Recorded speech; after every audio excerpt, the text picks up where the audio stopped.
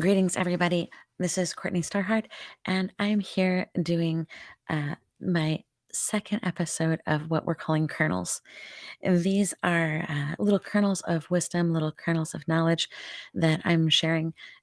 Lots of short stories on the way and illustrations coming up, but I wanted to start by starting with what we have. So, most of you are familiar with my work. I am a traditionally trained medicine woman. Um, and I studied in the Southwest with a traditional medicine man for 10 years and several other teachers. Um, I'm honored to carry these traditions that I carry and also authorized to work with plant medicine, which has been a really controversial thing in my lineage. Um, it was somewhat frowned upon to work with plant medicine because there's a lot of conflicting views about all of this. And a lot of our traditions were interrupted in Native America. So I'm fortunate to have had this experience of being trained by someone from an uninterrupted lineage and really honored to carry on these traditions.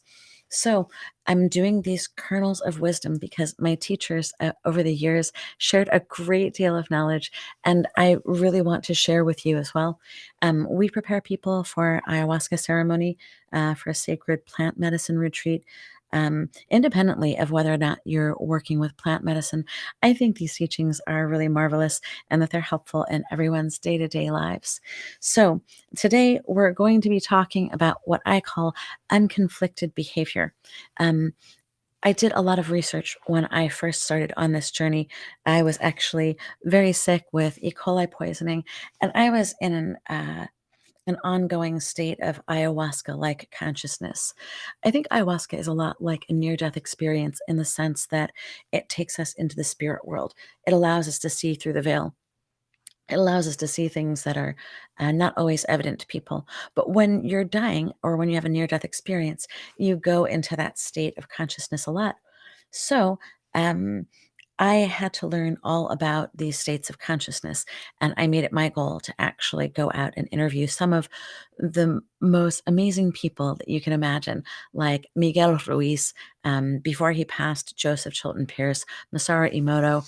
I went and studied about the Princeton Global Consciousness Project and got to spend some time with them. So I'm really interested in shamanism, but I'm also interested in research. So I want to share the research with you that I did. And one of the biggest pieces that's important to understand is what Joseph Chilton Pierce called unconflicted behavior. In his book, Michael Singer, in The Untethered Soul, also speaks about this state of consciousness. I call it finding the force. And I use the medicine wheel to get people into that state of consciousness because all it really takes is balance between these different aspects of our consciousness in order to allow us to step into an altered state of consciousness and have that beautiful perspective. So, unconflicted behavior is something that comes from quieting the mind. So, one of the questions that I would ask you is, do you do meditation?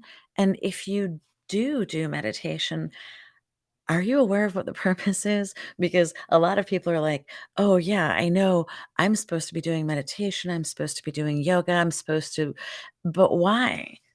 Because there are lots of kinds of meditation and there are lots of different purposes for meditation. So it's really important to know what you're trying to do when you set out to do something.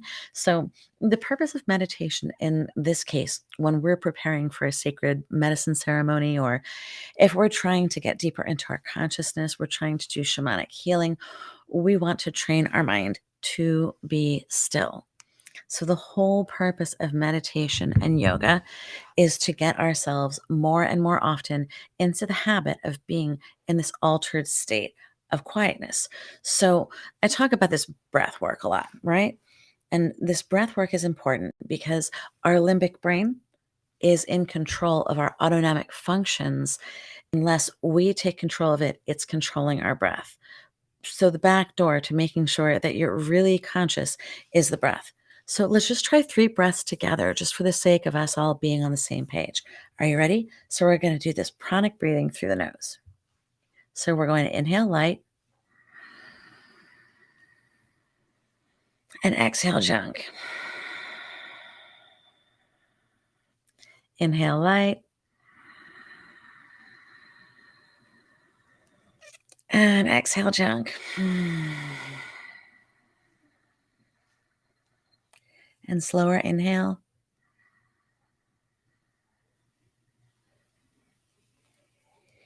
And exhale. And bring all that into center.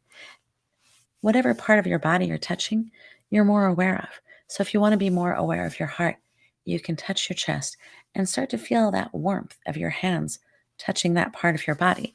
That right away will start to draw your consciousness into the heart center.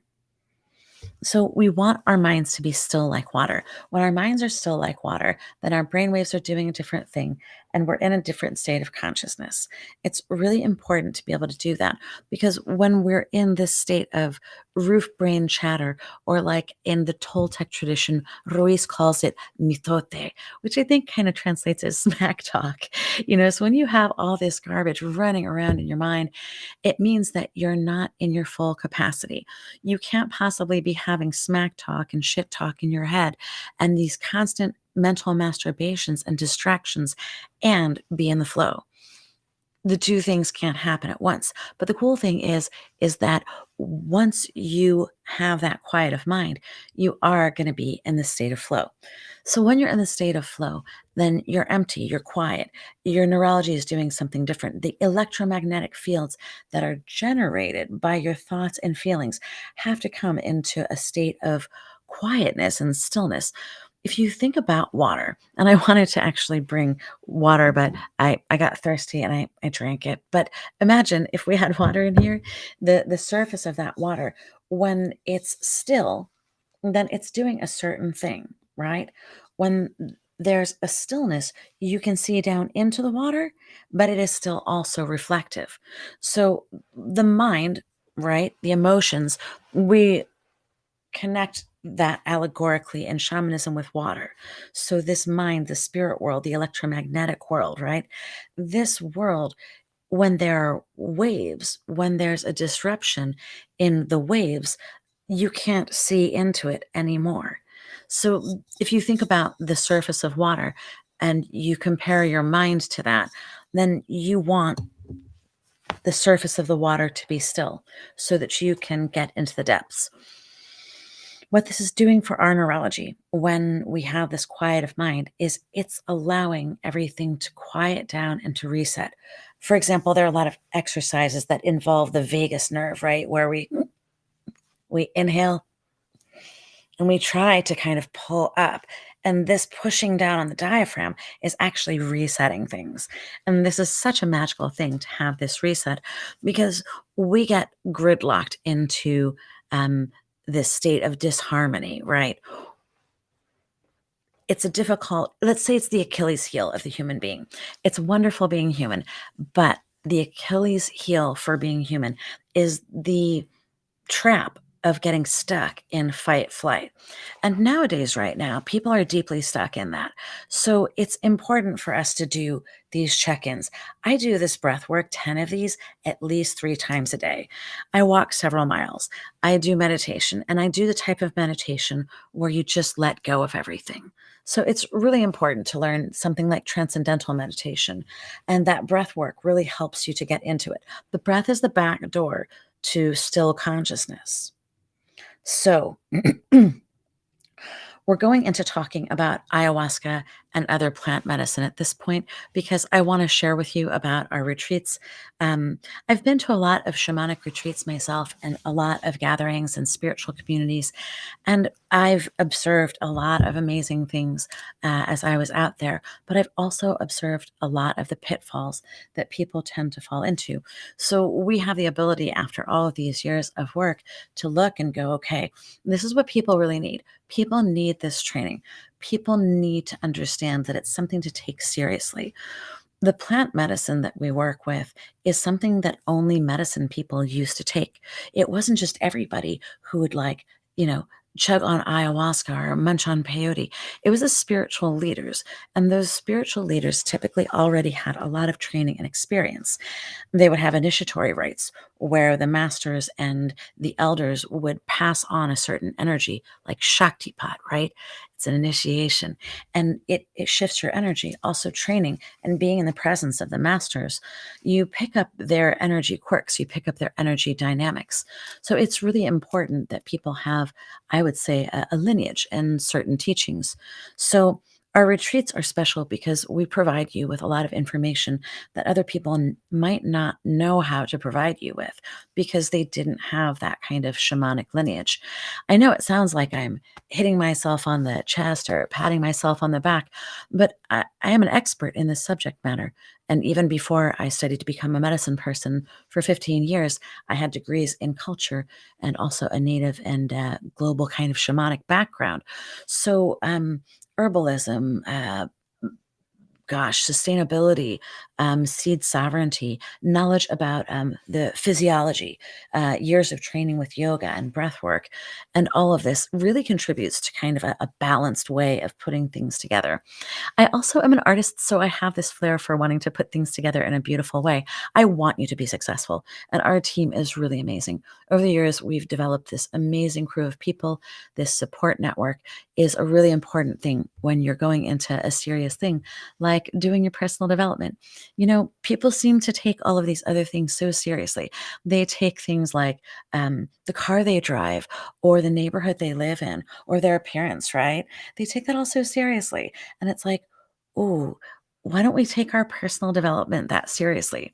So, at the Church of the Natural Law, our specialty, and really the only thing that we do, is training to help people to be the best version of themselves that they possibly can be. Because when you guys are at your best, you're batting a good game, you're running all the right plays, and you're tuned into the right stuff, which is higher consciousness. When you get into that state of unconflicted behavior, when you get into that state of grace or the flow or the force, the vortex of personal power, right?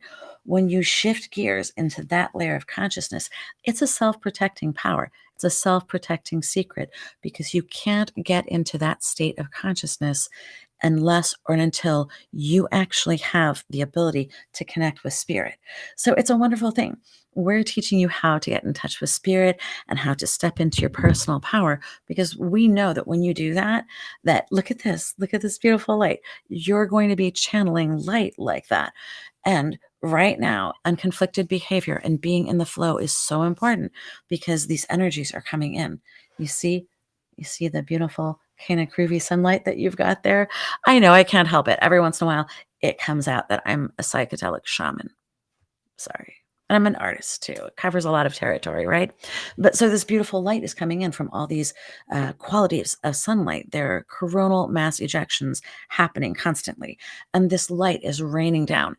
And if you don't have the circuitry and the capacity to actually run that light, then it can feel a lot like anxiety, which is, I think, the reason why people are in this state that they're in right now, the fear driven society. It's important for us to stay in this place of grace where we're not falling into the trap of being in the lizard brain. When you're in the lizard brain and you're in that conflicted fight or flight type of energy, this brain back here, which is the dog eat dog one, that one is running the show and it hijacks everything else in your body. It hijacks everything. All of these other brains, which have this higher intelligence, are then enlisted in the service of this fight or flight agenda, which is why it's so easy for people nowadays to be engaged in that fear driven mentality. So do not fall into that pitfall. Keep yourself in the light, do your meditation, do your yoga, do healthy practices. If nothing else, let's do this breath work, okay? This inhaling and exhaling. When you can breathe deep, you are guaranteeing yourself that you are using all of your brains.